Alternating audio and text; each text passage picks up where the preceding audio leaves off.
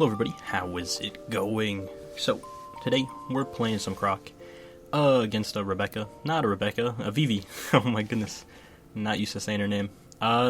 This is not a super long match. Yeah, I'll get back to posting tournament games pretty soon. I know for the past 2 days there haven't uploaded any, but right now I don't have a ton of time, so I had this shorter game against a Vivi, and I thought it was interesting just because it was Vivi.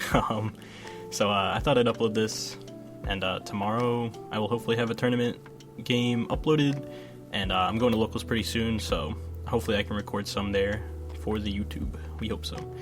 But yeah, turn 1 we have nothing, turn 2 we play Dofi, put our 5-drop vanilla on top of our deck for the next turn, because playing on curve is always nice. This is a bit of a different Croc deck than I was playing in some of the other videos. I'll throw the list up at the end, but yeah, I think it's a bit better into red with the ulties that can just bottom deck. I think it's like a 2-cost or lower, so it's solid. It's solid. But Rebecca, oh my goodness, I keep calling her Rebecca. Vivi is a very weird deck. I wish she was better, honestly, just because I feel like her having to pay 2 Dawn for her effect is kind of steep. It is nice she just gets to draw one, and her rush is strong, but it kind of, like, if you want to use her leader ability every turn, it kind of gives you very little Dawn to work with early game, which is a little bit rough. But we draw our vanilla, obviously we put it there, and we'll just attack for 5, he'll counter for 1, and we'll play the vanilla and just pass it back.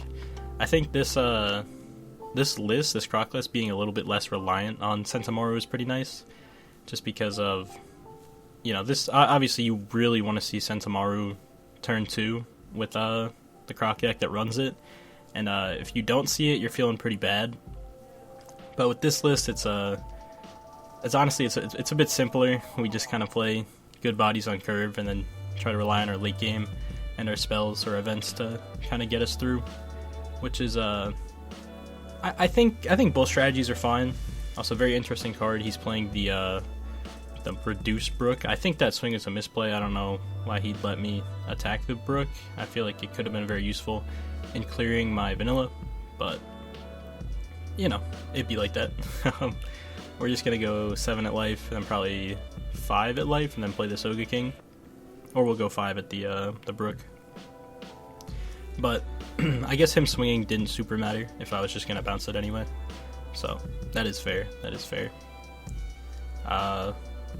What was I saying? I feel like I had a thought and it has escaped me. Oh yeah, I'm playing Sables. One of the OCG lists was playing Sables instead of 3000 Worlds, and I was interested how it felt.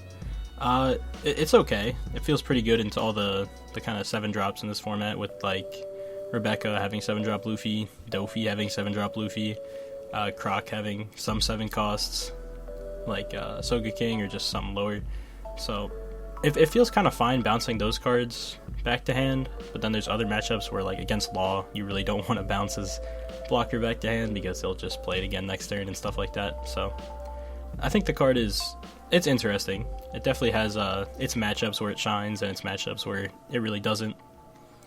But yeah, we're just gonna continue playing on curve. We're at 9 Dawn now, so we're just gonna Mihawk the Pell, and he is defending all these hits, which I mean, that makes sense. He built up a lot of card advantage with his leader effect every turn, so might as well use the cards. It's not like she has a limit like Rebecca, where you need to be at 6 or less cards to use your leader. You can just use it whenever, which is, it's nice, but I still don't think it's good enough. I don't know if it's the problem with her leader herself or like the cards she has to work with. It's rough. But for his 10 Dawn turn, he's gonna play 8-drop Luffy, attack us for 9. I'm just gonna let the banish hit. It's all good. We can answer it pretty easily next turn by either red rocking it or just Kaidoing it. We are gonna red rock it, and then we're just gonna attack for a whole bunch of 7s and 9s. Sounds like the plan. We alternatively also could play Miss All Sunday and just swing 5 with our leader, which I think is a decent play, but we don't really need another red rock right now because we have one in hand, so we're probably just gonna get aggressive.